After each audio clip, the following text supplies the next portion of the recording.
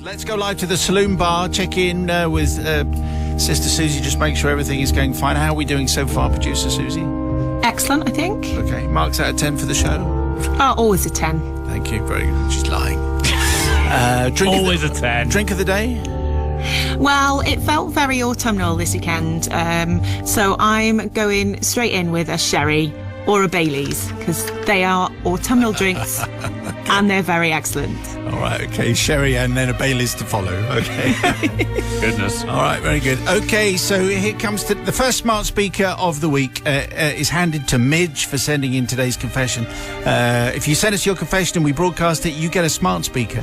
Midge says, my confession goes back to 1985, Father Simon, when I was a painfully shy 10-year-old on his first school camp. After a morning's travel on train and ferry, we arrived at the camp, a beautiful setting with a big dining room and activity centre, overlooked by the numerous accommodation lodges set on the side of a hill.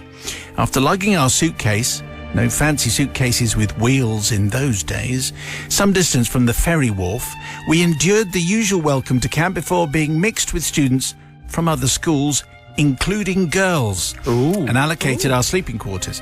Now, afternoon activities followed, abseiling for me before dinner and an evening activity.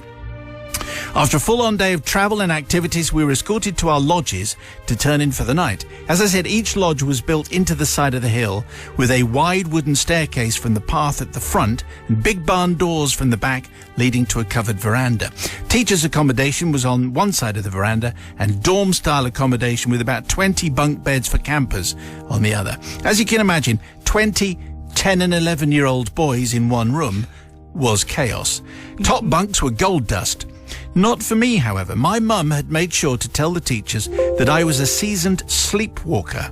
So the bottom bunk was for me. Okay. This is the first sleepwalking confession. Yes, it is. Wow.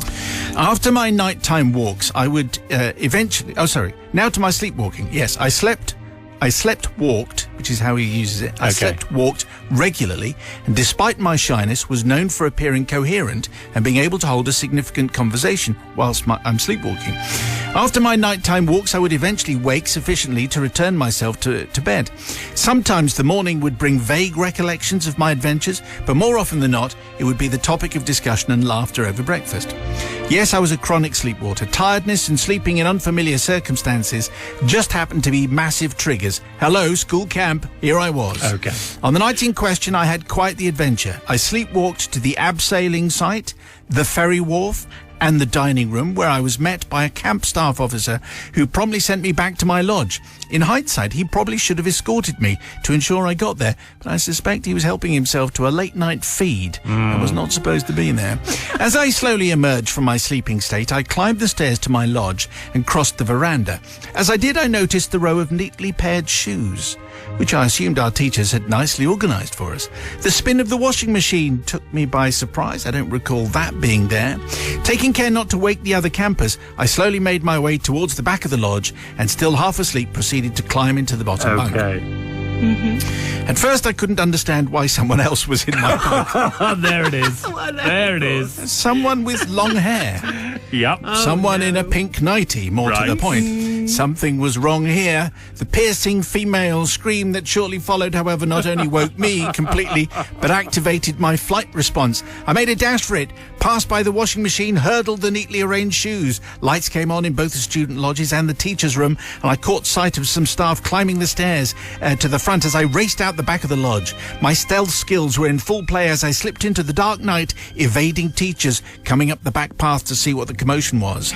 Without so much as a glance back, I raced past the next lodge before coming to mine. In the barn doors across the veranda, no washing machine, no shoes, of course, just strewn all over the place because we're boys. The sweaty smell, definitely, this is the right place for me. I jumped into the bottom bunk, empty, just as the light came on, waking the room. 20 half-asleep 10-year-old boys faced by 2 or 3 teachers demanding to know who had been wandering. Fortunately, everyone else was oblivious and I was able to act my part well. Finally, the lights went out and we drifted back off to sleep and all was forgotten. After breakfast, we were gathered into our groups and were just about to move off to activities when I noticed some pretty serious-looking faces amongst the staff. A talking to followed, something about staying in lodges at night, and a reminder that girls' lodges were off limits for boys and vice versa. The recollection of the previous night came flooding back to me and was very vivid. So now was the moment for the wanderer to come clean. I would love to say I stood up and took responsibility for my late night antics. Truth is, I did the only thing I could think of as a painfully shy 10-year-old boy. I feigned ignorance. Fortunately, the staff member I'd met in the dining room was either unsure of my identity or more likely in need of his own confession for his activities. So I guess I'm seeking forgiveness from the entirety of the camp for the talking to, from the boys in my lodge who were woken in the middle of the night, from the girls' lodge who were woken by screams, but most of all from the poor student in the pink nightie, whose deep sleep was interrupted rather abruptly when I climbed into her bed. But that is because I was actually involved in sleepwalking, which is something that I suffer from at the time. So let's check in. It's an interesting one. Sister Susie, in charge of the show, what do you say? Well, Midge, I do feel sorry for you because you couldn't help with the sleepwalking, and you didn't know what you were doing, and you're right, that teacher should probably have put you back to bed in the right place. However, I can't imagine how terrified that young girl must have been to have a boy climb in bed with her, and for that reason, I can't forgive you because I can't imagine it. You'd be terrified. Can't forgive him. Yeah. And members of staff, when they go knocking on the boys' dorm room, guess which one is the likely one to be going a-wandering? It might be the one who's the sleepwalker. I would have thought so. Exactly. Anyway, Brother Matthew. Yes, you've got to ask questions of why the teachers didn't think straight away of Midge. I think this confession has thrown up a couple of questions, not least, what is the past tense of sleepwalking? Because sleepwalked, that doesn't feel right. Sleepwalked. Yeah. Ultravox had a great hit. 3-4 different ideas. It was an honest mistake, wasn't it? Honest mistake. Could have happened to anyone. What are those shoes doing there? I don't remember us having a washing machine. Oh dear, I'm in bed with someone in the pink nightie. Has happened to us all. Has it? Absolutely. Obviously it has. So for that reason, I choose to forgive. Okay, Midge gets the speaker, but does he get your forgiveness? It's the people's verdict. On the text 61054, start your message with Simon. So tonight's confession came from Midge. Sleepwalking confession. Sleepwalking in a school camp. Always going to be slightly problematic. The people's verdict is in, and it's like this. Yes, all forgiving. Roy says, forgiven. It was a new place. He simply got lost. Can't blame him at all. Elaine in Stoke. Who, hand on heart, can control what they're doing while asleep? Mum warned the school and the teacher chose cakes over making sure she got back okay. And forgiven, says Peter, I sleepwalk, and I was found with my head in the fridge pulling things out. Okay, so your confession is very welcome. You send it to confessions@greatesthitsradio.com. .co.uk, 5:46, and a lot of people are getting very excited about today's Tunes Day. It does have some epic songs in there, and all chosen by you. The big songs are on their way. Another Tunes Day with you just after 6 o'clock. Meantime, the music is here, which means it's Albinoni's Adagio, which means that it's time for another confession. Sister Susie is in the studio, but still choosing a drink of the day for us. Well, I think it has to be a gin and tonic, doesn't it? Yes, it does. If in doubt. Matt, what are you going to go for? I'm going to be having a big gin and tonic. Big gin and tonic. It's Tuesday. Matt always has a gin and tonic on a Correct. Tuesday. Absolutely right. Sorry, I forgot. Creatures of habit. Today's confession comes from Alfie. Alfie, thank you very much, dear Simon and whoever. Thanks very much. Rude. I seek forgiveness not for me, but for my late father. Allow me to set the scene. Way back in the 1960s, Okay. our family lived in a village pub in Suffolk where my dad was the landlord. There was my elder brother, elder sister, mum and dad, and of course me, a mere youth, 13 years old.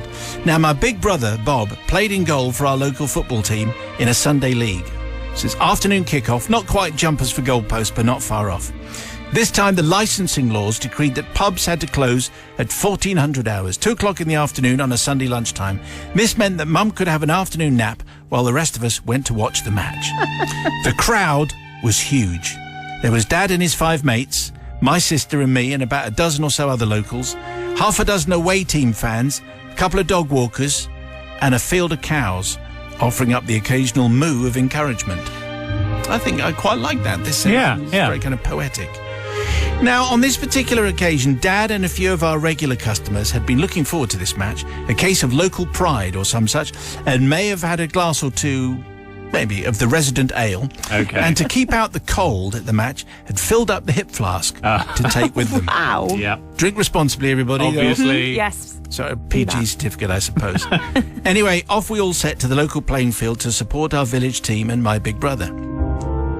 Our team scored first, and shortly after, the other team equalised, which was greeted by Dad and co, claiming there'd been a foul, it was offside, the ref needed glasses, questioned his parents' marital status, and so on. All the usual good-natured banter you expect at a football match. Half-time, and out came the hip flask. Just to keep away the cold. It was very cold in those days, back in the days, in the 60s, so a hip flask was legally acceptable. Anyway, then came the moment that I write to you about. 15 minutes to go, it's still 1-1. Suddenly, the opposing team's striker beats the offside trap and was one-on-one with our goalie, my big brother. Now, like all good keepers, he came off his line to cut the angle down. Yeah. And the next bit seems to play out in slow motion. The striker chipped the ball, and as the ball floated over my brother's head and drifted slowly towards the now empty net, there was a low rumbling roar from the crowd. Remember, we're still in slow-mo. Okay. As my dad appeared from behind the goal and leaping like a salmon. No mean feat for a 50-year-old, 5'6", generally returned pub landlord. He punched the ball over the crossbar. Punched. Wow.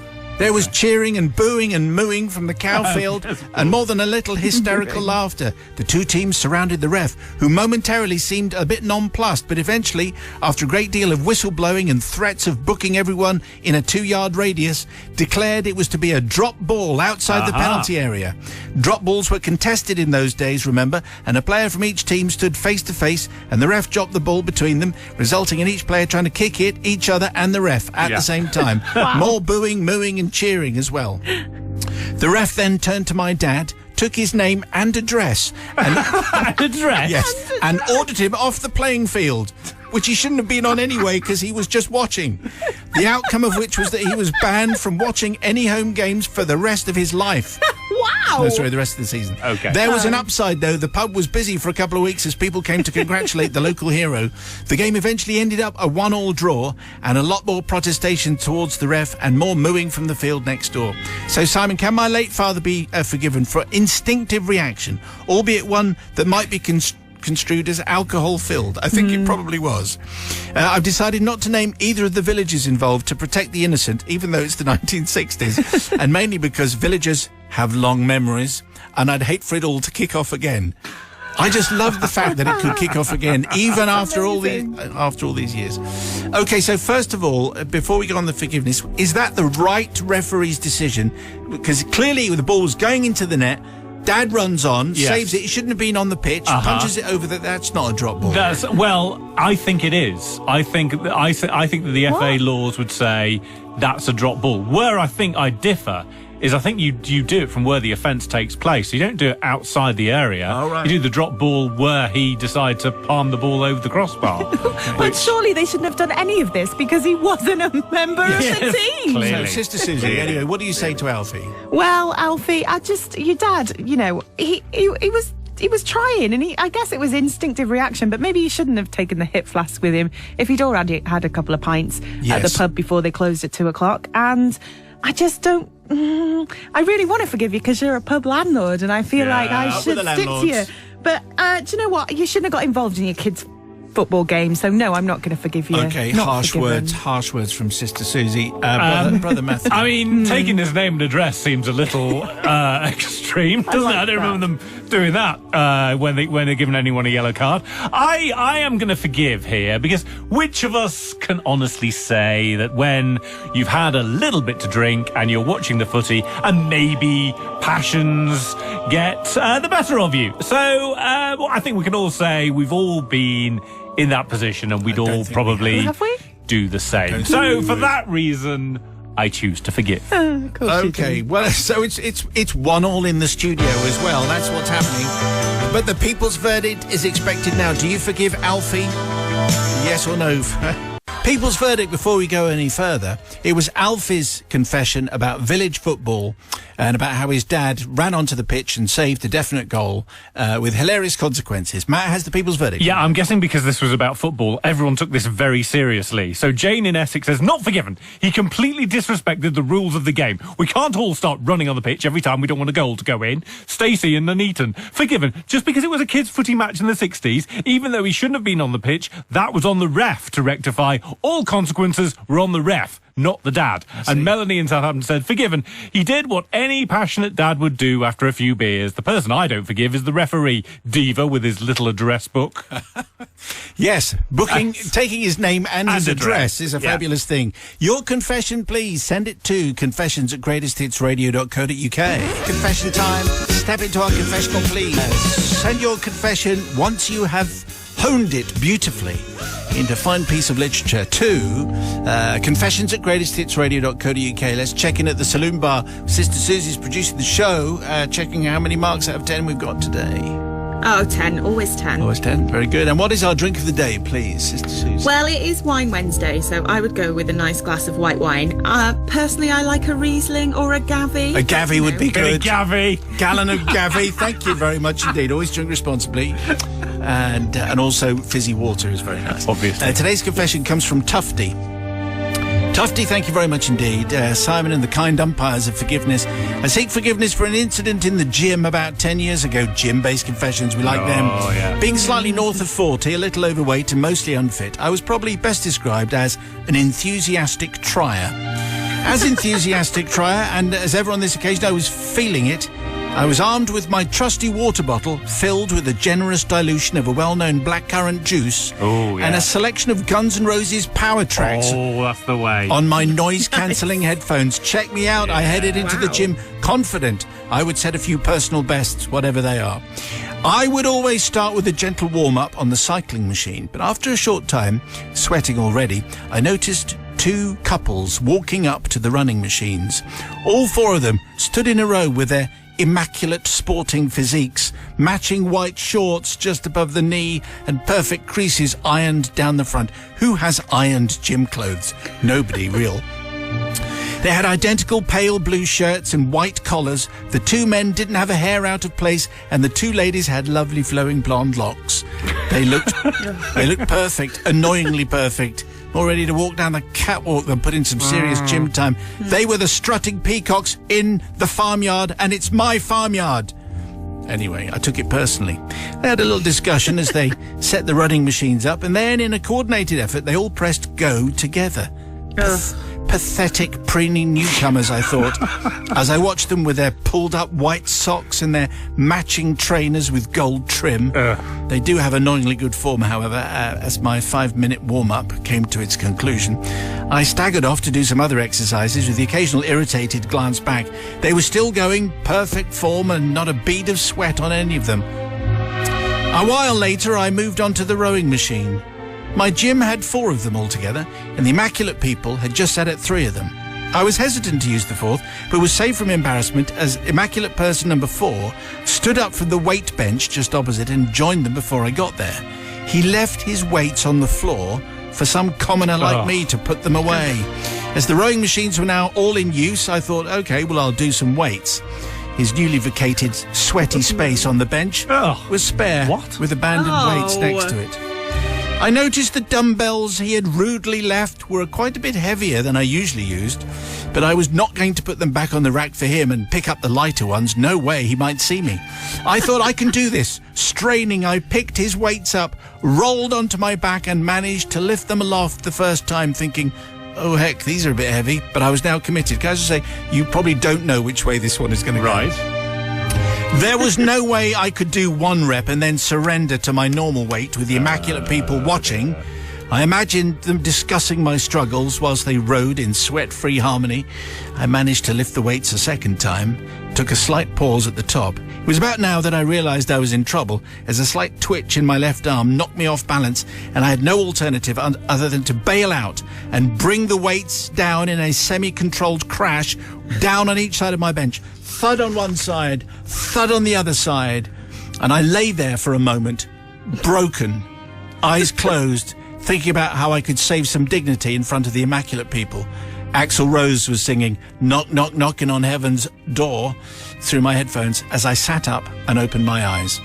There was a scene of devastation unfolding right in front of me.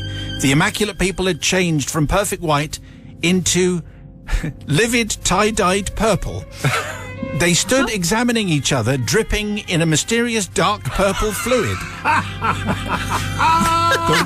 The white wall behind them had also turned purple with 4 white silhouettes. Well, this is odd, I wondered as I reached down for my trusty water bottle that was now flat and entirely empty with a 32-kilogram dumbbell sitting on top of it.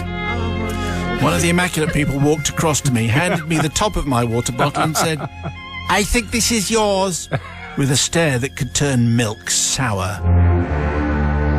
Well, that was a waste of blackcurrant, was the only thing I could say, as I hastily vacated the area to the changing rooms. And then I'm afraid Tufty loses something. He says, "I said to the assistant, the duty person, there's a bit of a mess in the waiting area, in the weights area. If you could just see to..."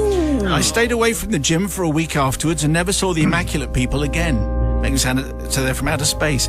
I don't seek forgiveness from the immaculate people, as it was their fault for not putting their weights away in the first place and expecting someone else to do it. Oh, a bit like you did. Yeah. I don't think anyone else was caught in the crossfire, but I would seek their forgiveness if there was anyone in the crossfire, which there definitely wasn't. I would like to seek forgiveness from the gym cleaning staff and the duty person dealing with the incident, and finally forgiveness from the gym itself that had to bring decorators in to remove the purple stains with 4 perfect white silhouettes from the wall. Makes it sound as though it was like blood spatter, which is a fantastic thing. Oh, good. Nice fade. Nice control. Nice control. Billy boxing gloves there. Sister Susie, going first there from the pub. Well, do you know what, Tufty? I was with you for quite a while of that. I like that you're an enthusiastic trier. You did really well. Those people definitely sounded annoying. However, it wasn't their fault, was it? Because it was your fault for not just being, strong enough to put those weights down and use ones that were the right weight for you. You shouldn't have gone big. You should have just gone normal. And also letting the other people know that there was a mess and not telling them that you did it. That wasn't very fair. So I'm not going to forgive you. A brother from another gutter. Gyms are just the worst, mainly because of, obviously, other people with their weights and their tops and their sweat. They're usually actors waiting for a part. Oh, aren't they just? Oh, dear. No, I am definitely going to forgive on this, because it strikes me that Tufty really didn't want to go back to that gym anymore, and frankly I'm with him or her. I can't remember with Tufty. Could be either. So I am definitely forgiving and find more paradise sitting in a Guns N' Roses kind of way. Good. Yes, No. I think so. Paradise sitting. People's Definitely verdict, works. please. Do you forgive Tufty? Yes or no? Wow. It absolutely doesn't So work. good. 61054. First Terrible. word is Simon. Yeah, loving it. People's verdict for Tufty. Yeah. Do you forgive him for... Shut up now. For his gym-based confession on the text, please. Thank you very much. We heard a confession from Tufty, a gym confession. He took in his well-known blackcurrant cordial into the gym. He dropped a 32-kilogram dumbbell on top, and it sprayed the immaculate people. Much to everyone's grand amusement. The people's verdict is in. It goes like this. So Rick and Marie in Nottingham say forgiven. I feel like instead of cleaning the wall, they could have made a lovely art display with a Sharpie. Smiley faces would have done the trick and would have saved them a job. What a pompous purr, says Siobhan. Tufty is completely forgiven. And Louise in Stockport says not forgiven. As a regular gym goer, I can't stand it when people lift weights too heavy for them. Ego lifting, I call it. Yes, good. I understand he was trying to be helpful, but this just shows that ego lifters are a nightmare. The cherry on top of the cake is the obnoxious and oof echoing around the place. And Louise has provided me with stage directions. for that. That is also true, that if you can't lift it, don't lift it. Because, especially if there are immaculate people watching, just don't pretend. Otherwise, because you'll be the person that gets hurt. That's a public safety announcement. Well done. If you have a confession, maybe a gym-based confession, I'm sure you certainly have got one. Send it to confessions@greatesthitsradio.co.uk. Bruce Springsteen on Greatest Hits Radio 547. Checking in down the pub. Sister Susie's there in the saloon bar, listening to everything and marking us out of 10. Always. Well, what have we got? 10 out of 10. Oh, okay. I was just checking. Big never shock. can be too sure. What's our drink of the day? I think a nice cold lager would be a very good finally. idea. Is that okay? Yeah. Okay, pizza's on the way. It's a Foodie Thursday. Kitchen's greatest hits on the way. Tonight's tale comes from Bruce. Thank you very much, Bruce, for today's tale. Smart speaker going Bruce's way. Can I say, before we start, not ideal if you're eating. Don't copy any of the behaviour in today's confession. Understood. Listening to your story about the pink fish the other week prompted me to write in, Father Simon. I've waited many years to claim forgiveness for a prank I played on my father. I suspect as your show goes out close to tea time, my plea may be rejected, but here goes. The year would have been around 1972 and I was living in Preston. Every summer, my dad would take me and my younger brother fishing for trout in the River Eden up in Appleby. On the occasion in question, I asked if I could take one of my schoolmates with us, and he agreed. Upon arrival, I'm feeling queasy already. Upon arrival, my dad would often leave us to our own devices and wander off to chat to various acquaintances he had known since his childhood, as both he and his father had lived in the area for decades. Right. Good parenting skills there. Well done. So we got on and fished. After a few hours on this particular trip, Dad returned and asked me and my pal if we'd like something to eat. Usually it was the little chef just up the road, which was always a treat. However, on this occasion, we were ushered to the local tea rooms just over the bridge in Appleby. My pal and myself must have been a pretty sorry sight, covered in mud and smelling of BO and fish slime. Oh. Nice. Oh. Upon arrival, the tea rooms were fairly busy, but we stood in line in the hope that a table would become available. We must have been quite a sight and quite a noseful, to be honest. Now, okay, so we're taking a left turn here. At this point, my dad bent down to tie his shoelace, and my hand just slipped into my jacket pocket, where I realised I had at least a couple of dozen wriggly maggots still there. I don't really know what came over me, Father Simon, but I had this sudden urge to drop one into my dad's ear. What? So that is what I did. I honestly just thought it would be funny. But alas, it wasn't. The maggot didn't just drop out of his ear, it actually crawled into his ear. Oh no. My dad jumped to his feet and shouted various words in Anglo-Saxon and promptly kicked me up the backside. Needless to say, different times. Yeah. Needless to say, he wasn't very amused. No. And neither were the collection of mainly retired holidaymakers and local pensioners who witnessed the whole ordeal. My dad stormed off and we didn't see him again. Oh my goodness. We didn't see him again. For at least an hour. Sorry, I had to turn the page. Right, yeah. Needless to say, no lunch was taken. No. Upon his return, his mood had somewhat lightened when he told my friend and myself that he'd just laid down on the grass bank somewhere with his ear to the ground, and although the noise inside his eardrum sounded like thunder, the maggot had found its way out, and so no damage had been done. Okay. This was jolly lucky, as I have since learnt about oral myiasis, normally caused by cockroaches. Do not look this up, but everything was fine in the end. Okay.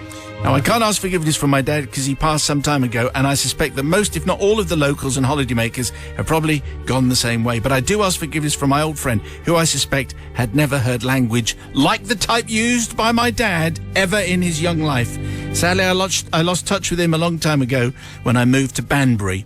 Just a few years after the event. Very specific there. Yeah. I also asked for forgiveness for myself as I was just young and stupid. Fishing is a serious business, and maggots are part of the earth's provision for us all and should not be treated lightly. Each maggot can be a blessing and a friend if you really try your hardest. If you and the collective, Where's this coming from? if you and your friends in the collective could find it in your hearts to forgive me, I would be extremely grateful. Thank you very much indeed, says Bruce. Well, it is a serious business. You don't want to mistreat a maggot. No. And you don't want to put one in anyone's ear. So, least of all your dad's. Sister Susie down the pub. Well, I don't think I like this confession at all. It did really make me feel sick, and I just can't believe that you just... Why would you put a maggot in someone's ear? I know sometimes you can have that gut reaction where you just think, oh, I'll just do that. But that's awful. And also, why didn't they go to the hospital? Why did he just lie down buy some grass. I don't like that. So I don't like your dad either. And I don't like you, Bruce, so I'm not going to forgive you. Sorry. I think Wow. I think it's meiosis. 26. Is the where you have a thing. Right, I don't want to know. No. Yeah. I don't want to know. Brother from another gutter. I mean, it was clearly a moment of madness. The Appleby, gorgeous part of the world, by the way. Tea rooms, very, very nice.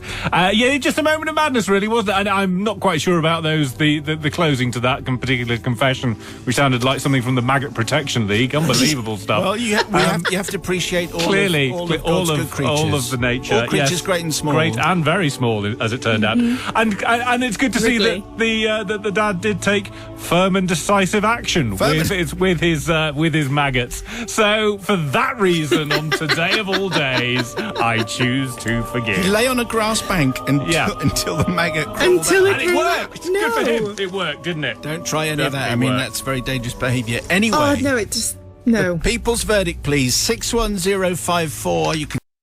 First of all, we have the people's verdict on today's confession. Came from Bruce, a shocking tale of maggots. Bruce put a maggot in his dad's ear, but that's essentially the story. But everything was fine in the end because the maggot crawled out. Yeah, the people's verdict. Here we go. Yes, the third verdict is the one to listen out for. Not forgiven, says Shell. Absolutely no reason to do that. What did he think was going to happen? Jane says, not forgiven. That confession's put me right off my tea. Right. I'll be wearing earplugs to bed tonight. And finally, Richard Newman from Dronfield says, forgiven. If it had been me, I'd have put a handful of maggots down the back of his trousers. Not sure that helps at all. That's it, is it? Okay, very good. Well, we would like some fishing and fishermen's and fisherwomen's confessions, please. Yes. Think you got some. Confessions at greatesthitsradio.co.uk.